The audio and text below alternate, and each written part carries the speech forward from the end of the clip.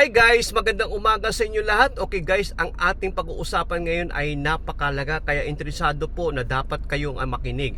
Ang pag-uusapan natin ay tungkol po sa kanin.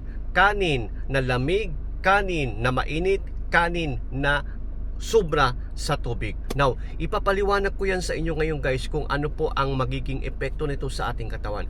Unang-una, ang pagkain ng labis ng kanin guys ay nagpapataas ng ating tinatawag na glycemic index, nang ibig sabihin yung sugar content nito ay mas mataas.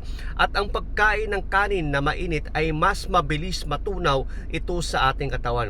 Ang ibig sabihin, mas mabilis ito mag-produce ng tinatawag nating sugar, no? Sugar content. At ang pagkain naman guys ng malamig ay mabagal na papatunaw ng ating tinatawag na glycemic index, no?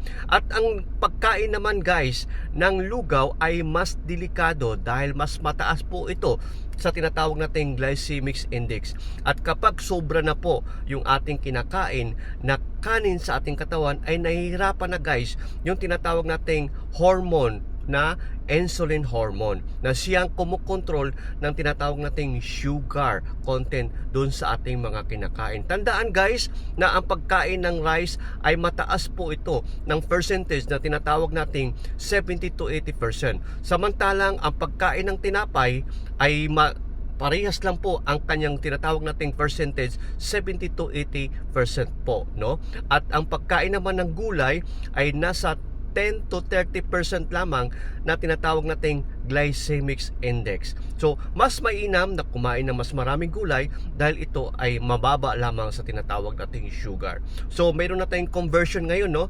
Ang pagkain ng lugaw ay mas mataas sa tinatawag nating glycemic index. At ano ang mangyari sa ating katawan kapag labis po ang tinatawag nating sugar content dahil sa ating mga kinakain kanin? Okay, unang-una ay aantukin tayo.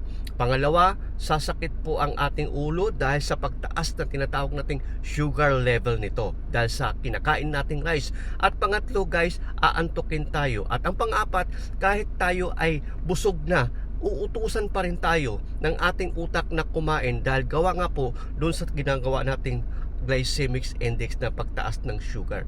So para maiwasan natin guys, balanced diet lamang, at kung hindi kayo kontento, pwede kayong magpa-check up sa doktor para mabigyan kayo ng tamang guide ng pagkain ng tinatawag nating mga balanced diet. Now, kapag labis ang ating pagkain ng mga pagkain mataas sa carbohydrates na siya naging dahilan kung bakit tumaas ang ating tinatawag na glycemic index, no? Dahil ang ating insulin hormone guys ay nagtatrabaho yan para i-control po yung sugar level doon sa ating kinakain. Pag hindi na po niya kaya, no, i-control yung kinakain natin, parang sinasabi niya, bahala ka na nga sa buhay mo. So anong nangyayari ngayon guys ay napapasukan na po ng taba ang ating puso dahil hindi na kayang kontrolin ng insulin na tinatawag nating hormone.